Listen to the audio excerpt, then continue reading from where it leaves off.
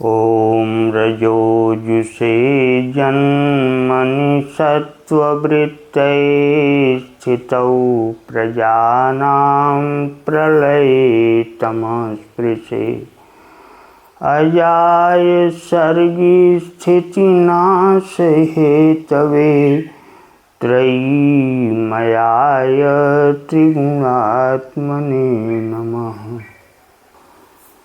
हरि ओम तत्सत। जयतु संस्कृतम। आदरणीय दर्शकों, आज हम आपके सामने शिशुपाल वध से कुछ श्लोकों को लेकर के आए हैं, जिसका अर्थ आपको बताएंगे और उसके माध्यम से आपको शिशुपाल वध के पहले सर्ग की कथा बताएंगे क्या है। हमने इसके पहले के चलचित्र प्रकरण में अपने बता दिया है, आपने सुना भी होगा कि भगवान श्री कृष्ण वसुदेव जी के महल में बैठे हुए अपनी संगीत सभा का आनंद ले रहे थे और तभी एक तेज का गोला ऊपर से नीचे को आता हुआ दिखाई दिया। सब लोग यह जानने के लिए उत्सुक हो गए कि आखिर यह तेज का गोला है क्या। और फिर उनके नवरत्नों में से वहाँ जो लोग बैठे थे, तो जिनकी जिधर रुचि थी उन्होंने वैसे समझते हुए बाद में सब लोगों ने एकजुट जाना कि ये नारद जी हैं और अपनी उत्सुकता का समापन किया। और नारद जी ने भगवान श्री कृष्ण से मुलाकात की। रास्ते में आते हुए क्या क्या कैसे कैसे हुआ, लोगों ने इन्हें क्या समझा, कैसे देखा, इसको बताने के लिए हमने कुछ श्लोकों का भी उसमें उदाहरण दिया है और उसको समझाया है। और इस प्रकार से इसकी कथा वस्तु का समापन किया हमने कि युधिष्ठिर के राजसूय यज्ञ के संदेश के साथ यह सर्ग समाप्त होता है। उसमें हमने कहा था कि किसी दिन इसे आपको क्रमशः सुनाएंगे और आज उसी बात को पूरी करने के लिए हम आपके सामने आए हैं। तो इसको ध्यान से सुनिए। ये हमारे हाथ में शिशुपाल वध के प्रथम सर्ग की पुस्तक है और आपको आपके अध्ययन की सहायता के लिए जहाँ तक मेरी योग्यता है उस तरीके से आपको, जहाँ तक मेरी योग्यता है उसके अनुसार आपको सुनाने का प्रयास कर रहा हूँ। आपका सुझाव अपेक्षित है और जो कुछ भी आप हमसे समझना चाहेंगे आपका सादर स्वागत है।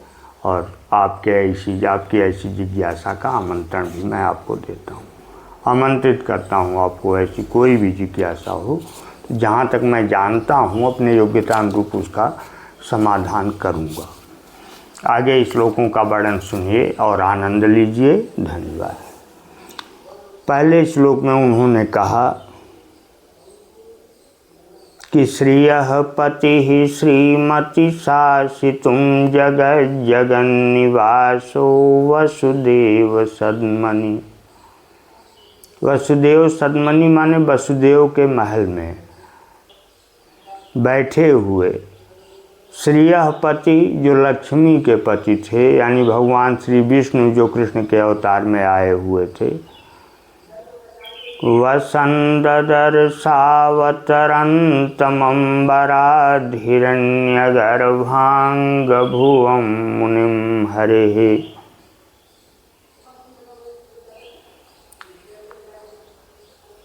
ब्रह्मा के मानस पुत्र नारद को एक तेज के स्वरूप, तेज के गोले के रूप में नीचे आते हुए देखा।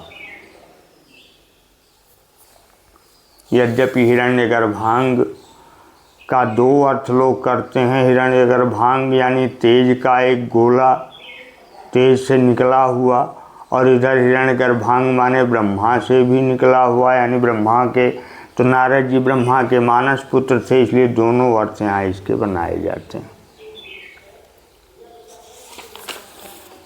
तो सबको यह इच्छा हो गई, सब लोग उत्सुक हो गए जानने के लिए कि किमेतत इति, यह क्या है। श्लोक में शब्द है किमेत दित्याकुलमीक्षितम जनई। इसका जब आप संधि विच्छेद करेंगे तो इसमें 3 शब्द बनेंगे, किम एतत् आकुलमीक्षित। यह क्या है, यह जानने के लिए लोग व्याकुल हो गए। तो लोगों ने विचार किया, कुछ भी जानने की जिज्ञासा होती है तो पहले उसके उदाहरण की चीज़ों पर लोगों का विचार मंथन चलता है, जिसमें कुछ लोगों ने यह विचार अपने भीतर ही वो प्रकट किया, जिसे इन्होंने कवि ने जिसे अपनी कल्पना पर लिखा है। गतम तिरश्चीनमनूरुसारथे। अनुरुसारथे, अनु माने जिसके पास न हो, उरु माने जंघा, सारथे माने सारथी के, जिसके सारथी के पास पैर के जंघे के नीचे पूरा पैर ख़त्म हो गया हो। तो ऐसे सारथी किसके हैं, यानी भगवान सूर्य के हैं। तो उनकी गतम तिरश्चीनम, उनकी गति तो भाई तिरछी चलती है। अनुसारथे माने भगवान श्री सूर्य के प्रकाश को हम लोगों ने देखा है कि आसमान से उतरता है तो तिरछे उतरता है, सीधे धरती पर सूर्य का प्रकाश नहीं आता। और प्रसिद्धमूर्धज्वलनम हविर्भुजः, और हविर्भुज जो है, हविर्भुज माने जो उसमें हवि दी जाए यानी हवन किया जाए, वो सब जला के खा जाए। तो हविर्भुज यानी अग्नि। तो प्रसिद्ध मूर्धज्वलनम, उसका जलना ऊपर के लिए प्रसिद्ध है। तो पतत्यधो धाम विसारी सर्वतः, लेकिन ये जो है धाम अर्थात प्रकाश या पतत्यधो जो नीचे गिर रहा है, वो भी विसारी सर्वतः, सर्वतः अर्थात चारों ओर विसारी फैला हुआ, या चारों ओर फैलते हुए जो नीचे की ओर आ रहा है, भाई किस चीज़ का प्रकाश है। किमेत दित्याकुलमीक्षितम जनई। तो हमने पिछली बार इसका वो बताया था कि यह क्या है, ऐसा जानने के लिए लोग आकुल हो गए। तो फिर अपनी अपनी कल्पना लोगों को की चलने लगी। पहले लोगों ने क्या सोचा, पहले लोगों ने सोचा कि चयस्त्रिशामित्यवधारितम पुरा। सबसे पहले लोगों ने सोचा कि यह कोई तेज चला रहा है। ततः शरीरीति विभाविताकृति ही, उसके बाद शरीरी जाना लोगों ने कि यह कोई शरीरी है, शरीर धारण किया हुआ व्यक्ति कोई है। विभुर्विभक्तावयवौ पुमानमिति, और जब उसके अवयव विभक्त हो गए, अलग अलग दिखाई देने लगे, तो लोगों ने समझा कि तो भाई कोई पुरुष है। और क्रमादमुं नारदयेत्यबोधिसः, और क्रम से लोगों को यह बोध हो गया, ज्ञान हो गया कि भाई ये तो नारद जी हैं। लेकिन इसके पहले जिन लोगों ने जो जो कल्पनाएं किया था, हमने आपको बताया कि राजाओं के राजसभा में उनके मुख्य रत्न भी बैठे रहते हैं। श्री कृष्ण वहाँ के राजा थे, तो उनके ये जो पार्षद थे सब, ये 9 जो बैठे हुए थे, उन लोगों ने, अब ये ईश्वर हैं तो उनके पार्षद भी उसी विचारधारा के होंगे, तो उन्हीं कल्पनाओं के आधार पर उन लोगों ने क्या क्या देखा, इसका वर्णन इसमें है। पहले शिव के भक्तों ने उन्हें क्या देखा, जो शैव थे उसमें से उन्होंने क्या देखा, उन्होंने जो देखा, नवानधो धो बृहतः पयोधरान, नए नए बादलों के बीच में जब उन्होंने देखा, समूढ़ कर्पूर पराग पांडुरम, जो कर्पूर की तरह गोरे दिखाई दे रहे थे, उन पर जो बादल उनके बीच में उनको घेरे हुए थे, ऐसा देखने में लग रहा था जैसे क्षणम क्षणोक्षिप्त गजेंद्र कृत्तिना। तुरंत के उतारे हुए हाथी के त्वचा का चर्म लपेटे हुए स्फुटोपमं भूतिसितेन शंभुना, उन्होंने देखा, वो समझे कि ये भभूत लगाए हुए भगवान शिव चले आ रहे हैं भगवान श्री कृष्ण से मिलने। फिर उन्होंने अपनी बात कही तो सामने वाले ने कहा नहीं भाई ऐसी बात तो नहीं है। तो जो तपस्वी थे, जिन्हें किसी चीज़ से कोई मतलब नहीं था, निराकारी तपस्वी थे, उन्होंने देखा कि दधानमंभोरुह के शरद्युतिर्जटा शरच्चंद्र मरीचि गौरई। उन्होंने जो केसर की लताएं जैसे आसमान वो पर्वतों पर उग जाती हैं, ऐसी सुंदर जटाओं से युक्त जो शरद काल के चंद्रमा की किरणों जैसी धवल थीं, चमक रही थीं, ऐसा देखा। तो उन्होंने समझा विपाक पिंगस्तुहिन स्थलीरुहो धरा धरेन्द्रम व्रतती ततीरिव, के जो तरह तरह की बरसात की धाराओं से जिस पर तरह तरह की चीज़ें उग आती हैं, ऐसे पृथ्वी को धारण करने वाला हिमालय स्वयं चला आ रहा है आज अपना दूसरा रूप बना करके। यानी कुछ लोगों ने उन्हें हिमालय पर्वत की तरह भी देखा। कब? जब उनका अवयव अलग नहीं हुआ था, जब वो पुरुष के रूप में नहीं दिखाई पड़े थे। इसके पहले की ये लोगों की कल्पनाएं। फिर उसके बाद भी कुछ भक्त थे, उन्होंने कैसे देखा? तो उन्होंने देखा पिसंगमौंजीयुजिमर्जुन छविम, पीली मूंज धारण किए हुए थे और अर्जुन की वृक्ष की तरह बिल्कुल श्वेत रंग के थे। ऐसे में पीले रंग की मूंज जिन्होंने मूंज का जनेऊ कहने का मतलब जिन्होंने पहन रखा था, अवसान मेणा जिन मंजन द्वितीहि, और काले मृगचर्म का जो वस्त्र लपेटे हुए चले आ रहे थे। लोगों ने आगे समझा कि ये सुवर्ण सूत्रा कलिताधराम्बराम विडम्बयन्तम क्षितिवास सस्तनुम। उन्होंने समझा कि ये क्षितिवासस हैं, यानी बलराम जी हैं, जो अपनी सोने की जनेऊ पहन करके और मृगचर्म लपेटे सीधे चले आ रहे हैं। यानी सोने की जनेऊ पहन करके जो नीले रंग का परिधान लपेटे रहते हैं, अपना चले आ रहे हैं भगवान से मिलने के लिए। यानी इन लोगों ने बलराम जी की तरह उन्हें देखा। कुछ लोगों ने तो उन्हें बादलों के ही तरह से जाना। विहंगराजांगरुहैरिवायतै, जो विहंग राजा के रोमों की तरह जिनके रोएं हो गए थे, यानी मोर के रोम की तरह चमकदार जिनके रोम थे।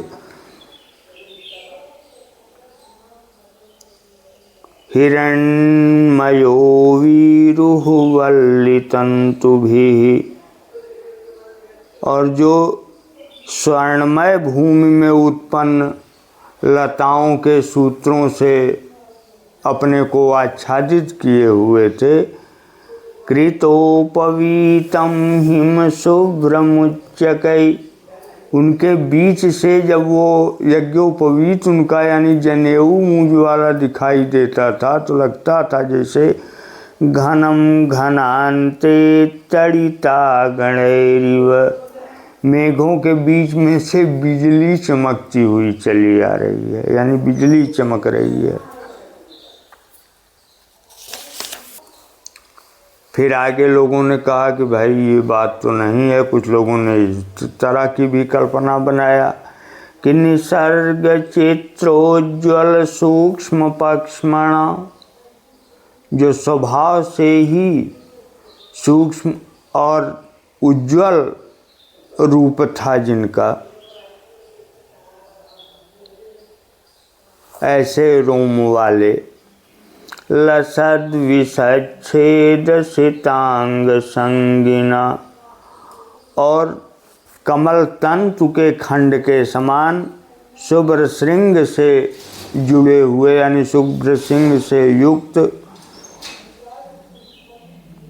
चकासतम चारु चमूरु चर्मणा कुथेन नागेन्द्र मिवेन्द्र वाहनम। उनको लोगों ने यह सोचा कि इंद्र का हाथी कहीं से स्वर्ग से अपना वो बंधन छुड़ा करके चला आ रहा है सीधे धरती पर, ये कुछ और नहीं हो सकता, ये इंद्र का हाथी है शायद आज चला आ रहा है। फिर आगे अजस्रमास्फालित वल्लकी गुणक्षतोज्ज्वलांगुष्ठ नखान सुभिन्नया पुरप्रवालैरिव पूरितार्धया विभ्रांतमच्छस्फटिकाक्षमालया। जो बीड़ा के तारों को निरंतर बजाने से, रगड़ने से जिनका अंगूठा लाल हो गया था, यानी लाल अंगूठा वाले नारद जी को देख करके उन्हें देख करके ऐसा लगा जैसे मालूम हुआ कि किसी की स्फटिक की माला मूंगे के सुमेरु के साथ किसी प्रकार की लापरवाही से छूट गई है गले में से और नीचे गिरती हुई चली आ रही है। फिर आगे रणद्भिरा घट्टनया नभस्वदः पृथक विभिन्न श्रुति मंडलैश्वरै स्फुटी भवद्ग्राम विशेष मूर्छनामवेक्षमाणं महतीं मुहुर्मुहुः। जो बीड़ा आसमान में चलने वाली हवाओं के घर्षण से स्वयं बज उठती थी,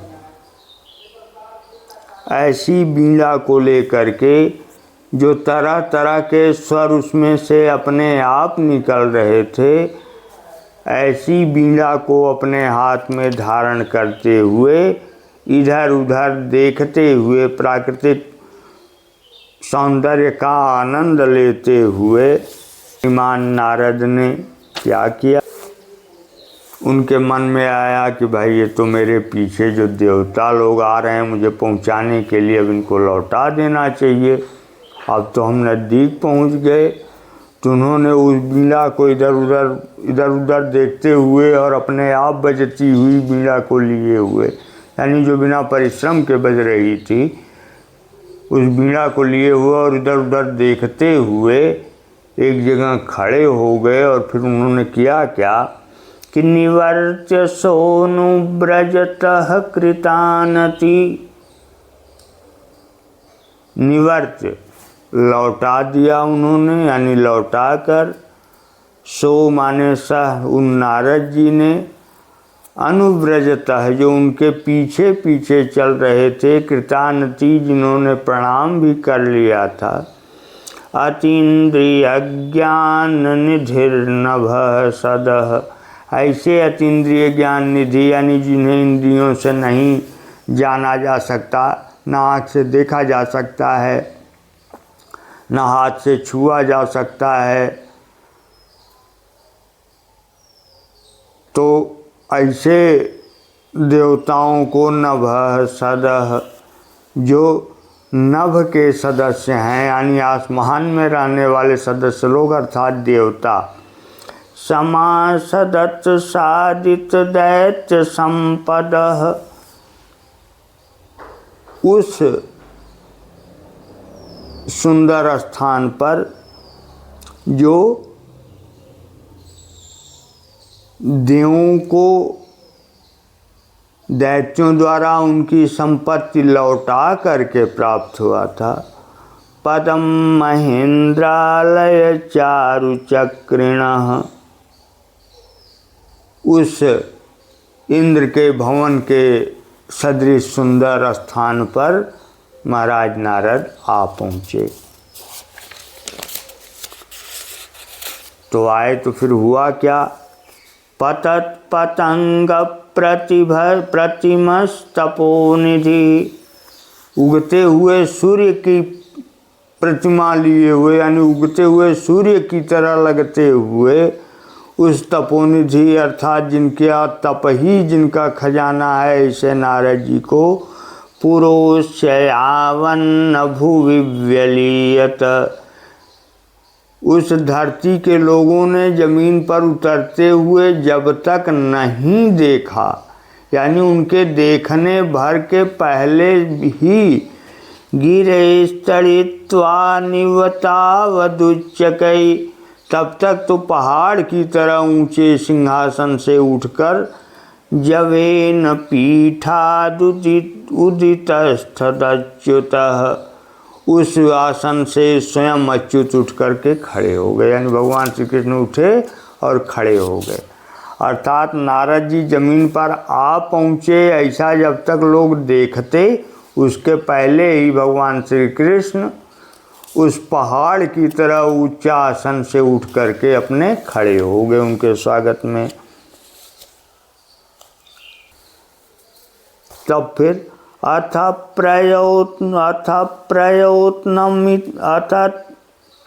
क्षमा कीजिएगा, अथ प्रयत्नो,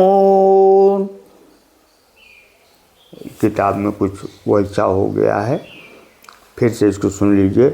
अथ प्रयत्नो नमिता नमत फणै, तो जो बड़ी प्रयत्न से अपने फन को झुका करके पृथ्वी का भार सहन कर रहा था शेषनाग, धृतै कथंचित फणिनाम गणैरवः, वही अर्थ है कि अपने सैकड़ों हजारों फनों पर जो अपनी बड़ी मुश्किल से पृथ्वी का भार ही धारण करने में सक्षम था, नयाभिसाताम अभिदेवकी सुतम, और उस पर भी भगवान का भी चरण उसके लिए थोड़ा भारी था, क्योंकि तीनों लोक जिनके हृदय में है वो तो केवल पृथ्वी ही धारण किया हुआ था, और उनके हृदय में तीनों लोक हैं। ऐसे पैर रख कर के जो भगवान श्री कृष्ण खड़े थे, उस धरती को संभालने में शेषनाग की भी जहाँ परेशानी हो रही थी, ऐसे में सुतेन धातुश्चरणौ भुवस्तले, उस धरती को अपने चरण से धातु सुतेन, यानी ब्रह्मा के पुत्र नारद जी के चरण से, और वजनी समझा उसने, यानी थोड़ा सा वजन बढ़ाते हुए भगवान श्री कृष्ण के पास खड़े हो गए। फिर से इसे सुन लीजिए। भगवान श्री कृष्ण जब उठ कर के खड़े हो गए तो फिर ब्रह्मा के मानस पुत्र महर्षि नारद ने उस पृथ्वी पर, जिसको बड़ी मुश्किल से शेषनाग ने अपने फन पर धारण किया हुआ था, ऐसे झुके हुए फन वाली उस पृथ्वी पर भगवान श्री कृष्ण के सामने नारद जी भी जाकर खड़े हो गए, यानी दोनों लोग आमने सामने हो गए। उन्हीं से मिलने तो आए ही थे। नारद जी ने भी, कहने का मतलब अपना पैर उसी पर रख दिया, यह अर्थ लगा लीजिए।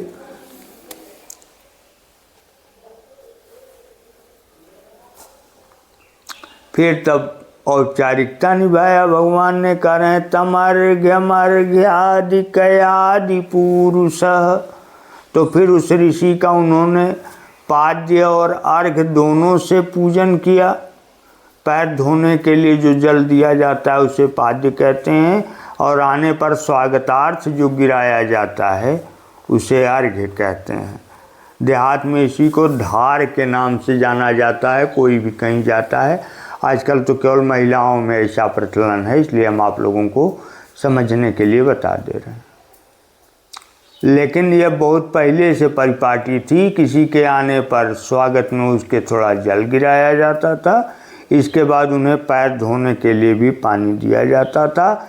फिर बाकायदे अपने हाथ से उनका पैर धो करके उनको अपने उत्तरीय वस्त्र से पोंछ करके सपर्यया साधु सपर्य पूजत गृहानुपैतिं प्रणयादभीप्सौ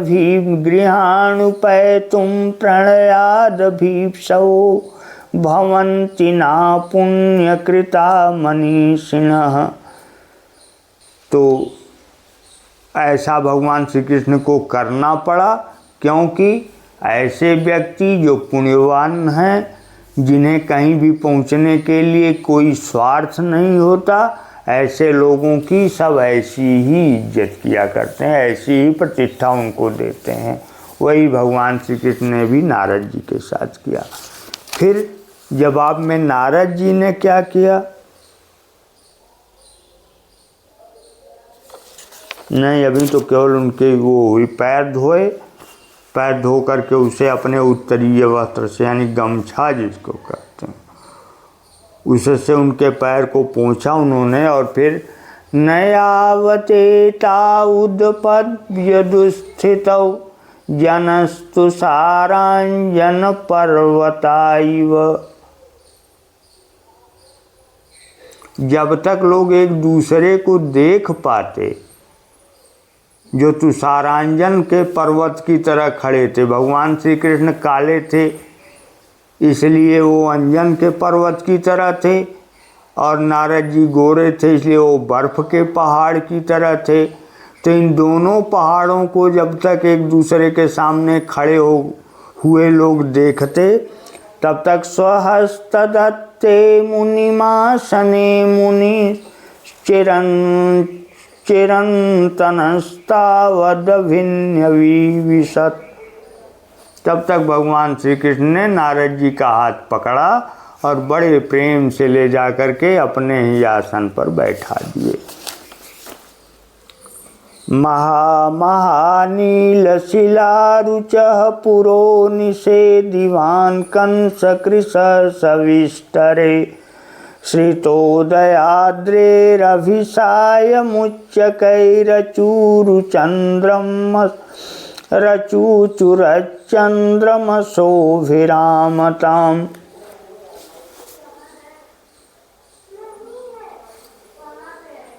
तो जिनकी चमक इंद्रनील मणि की तरह थी, ऐसा व्यक्ति कंस का वध करने वाले श्री कृष्ण के सामने उन्नत आसन पर बैठे हुए महर्षि नारद ने संध्या काल में उन्नत उदयाचल पर आरूढ़ चंद्रमा की शोभा को चुरा लिया। यानी लग रहा था जैसे संध्या काल में चंद्रमा अपने पूरी कला के साथ उगा हुआ है, क्योंकि भगवान की उस पर वो पड़ रही थी प्रकाश, उनकी आभा का वो, उनके प्रकाश का वो किरण उनके प्रकाश की किरण पड़ रही थी। तो ये कवि की अपनी कल्पना है। मालूम हो रहा था जैसे संध्या काल का चंद्रमा आकर के बैठ गया हो सामने।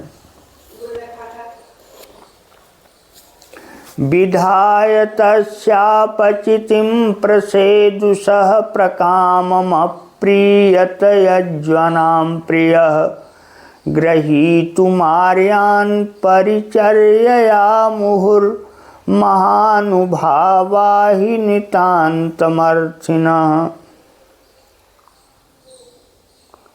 तो विधि पूर्वक यज्ञ करने वालों के जो भगवान श्री कृष्ण प्रिय थे, यानी ऐसे भगवान जो विधि पूर्वक पूजन यज्ञ इत्यादि करने से प्रसन्न होते हैं, या ऐसा करने वालों को जो प्रिय हैं, ऐसे भगवान श्री कृष्ण ने उन नारद जी की पूजा करके भी प्रसन्नता प्राप्त किया। यानी जिन्हें प्रसन्न करने के लिए सब लोग यज्ञ हवन इत्यादि करते हैं, उनको भी नारद की पूजा करके बड़ी प्रसन्नता हुई,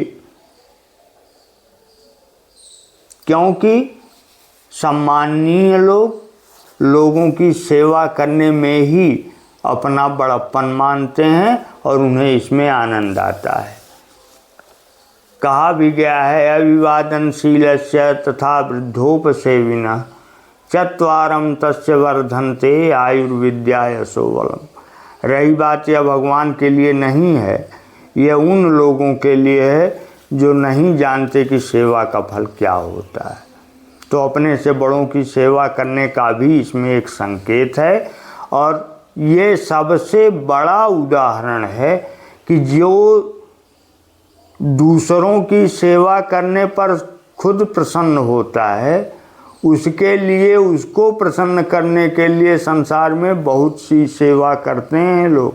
तरह तरह के यज्ञ पाठ अनुष्ठान आदि किए जाते हैं और उसमें भी कभी कभी यह शिकायत आती है कि शायद लोग वो प्रसन्न नहीं हुए।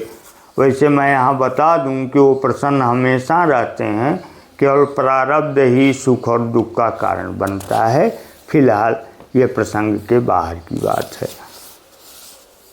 तब नारद जी भी प्रसन्न हो गए भगवान की सेवा पर, और उन्होंने पहले क्या किया, पहले उन्होंने भगवान के मंगल की कामना किया और जिसके लिए उन्होंने अपने कमंडल से जल निकाला और भगवान श्री कृष्ण के मस्तक पर छिड़का। उसके वर्णन में कह रहे हैं कवि माघ कि अशेष तीर्थोपहृत कमंडलोर।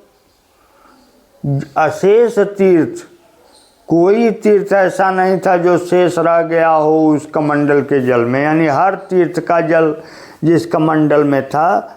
निधाय पाणौ वृषिणाभ्युदीरिता, अपने हाथ में ऋषि के द्वारा निकाल कर अघौघ विध्वंस विध पटीय शीर, जब उन्होंने उस सभी पापों को नष्ट कर देने में समर्थ जल को छिड़का भगवान श्री कृष्ण के ऊपर, तो नतेन मूर्घना हरिरग्रहीदपः, तो भगवान श्री कृष्ण ने नतेन मूर्घना, अपनी गर्दन को झुका करके उसे ग्रहण किया। यह श्रद्धा का उदाहरण है।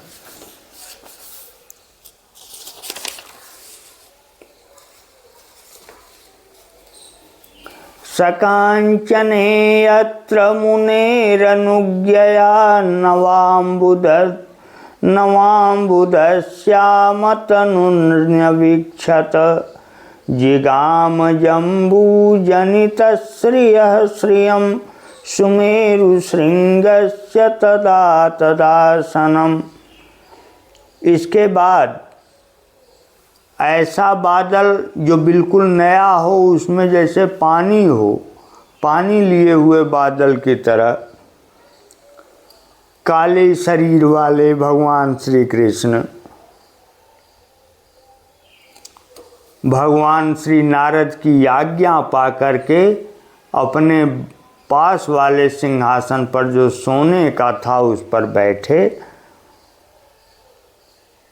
उस समय वह सिंहासन सुंदर तो था ही, लेकिन भगवान के बैठने से वो और ही सुशोभित होने लगा।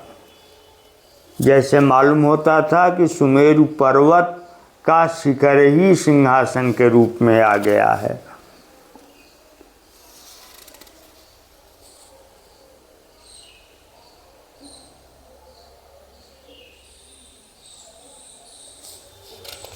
और वो जब पर्वत के शिखर की तरह दिखाई दिया तो नारद जी को कैसे, तो कह रहे हैं सतप्तकार स्वर भास्वरांबरः कठोर ताराधिपलांछन छविः विदिद्युते वाडवजात वेदसः शिखाभिराक्लिष्टैवाम्भसां निधिः। उस तपाए हुए सोने के समान चमकने वाले पीतांबर को धारण किए हुए तथा पूर्ण चंद्रमा के कलंक के समान, चंद्रमा में जो धब्बा होता है उसकी तरह श्यामल शोभा वाले भगवान श्री कृष्ण बाड़वाग्नि के ज्वालाओं से व्याप्त समुद्र के समान सुंदर दिखाई दे रहे थे। बाड़वाग्नि समुद्र की एक अग्नि होती है जो बहुत ही गहराई में पाई जाती है। उसकी विशेषता है कि समुद्र के जल को अब सदैव जलाती रहती है। यही कारण है कि समुद्र में कभी बाढ़ नहीं आती।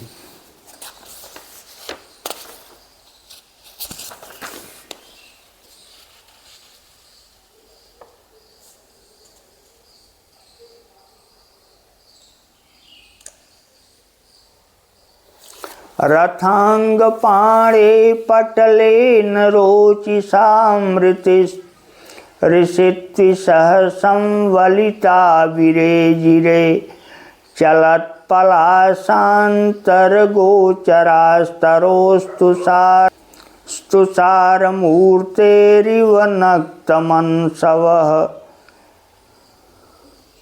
ऐसे भगवान जो अपने हाथ में सुदर्शन चक्र धारण करते हैं, उनकी कांति से मिश्रित, यानी जो उनकी कांति थी, उनकी चमक थी, उनकी आभा की किरण जो थी, वो जब नारद से जाकर के नारद के शरीर पर पड़ती थी तो ऐसा लगता था कि जैसे वृक्ष के पत्तों के बीच से आसमान में चंद्रमा दिखाई दे रहा हो।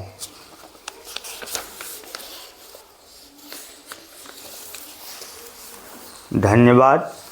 आज के पाठ में बस इतना ही। अगले पाठ में हम आपको इसके बाद का वर्णन सुनाएंगे। आज आपने इसमें श्लोक संख्या 1 से श्लोक संख्या 21 तक का अध्ययन किया। जैसा आपको अच्छा लगा हो या बुरा लगा हो, हमको इसका वो सुझाव इसके लिए हमको अवश्य दीजिएगा और हमको इसकी जानकारी भी दीजिएगा कि आपको कैसा लगा। आपके किसी भी प्रकार के अवलेखन का, जिसको कमेंट कहते हैं, उसका हमें इंतज़ार रहेगा। और आपको मैं बता दूं, जो हर अपने चलचित्र कार्यक्रम में मैं बताता हूं कि मैं न बहुत विद्वान हूं, न अपनी विद्वता दिखाना चाहता हूं। स्वाभाविक तौर पर अपनी व्यक्तिगत प्रक्रिया में मैं बच्चों को इसे सिखाता हूं, बच्चों को पढ़ाता हूं और आप लोगों के भी लाभ के लिए एक चलचित्र का अंश प्रस्तुत किया है। इसमें आपको अच्छा लगे लाइक करिए। मैं कभी किसी से इसीलिए नहीं कहता हूँ कि जिसको जो अच्छा लगेगा वो करेगा ही। यद्यपि लाइक और सब्सक्राइब ये सोशल मीडिया में संबल है, हर व्यक्ति चाहता है, स्वाभाविक है, मैं भी चाहता हूँ। किंतु जैसा आपको लगे, जैसा आपका न्याय कहे, वैसा करिए। आपको मैं पूरी तरह विश्वास दिलाता हूँ कि इससे आपको बहुत ही लाभ मिलेगा, क्योंकि बिल्कुल सरल भाषा में मैंने समझाया है शिशुपाल वध का और श्लोकों को, शिशुपाल वध के श्लोकों को। और इसमें से आप जो कुछ भी या जिस शब्द को और सही ढंग से जानना चाहेंगे अपने परीक्षा की दृष्टि से, तो हमको कहिएगा, सूचित कीजिएगा। हम उसके लिए अगला वीडियो, अगला चलचित्र कार्यक्रम फिर बनाएंगे। तब तक के लिए आपका हार्दिक आभार, सादर नमन।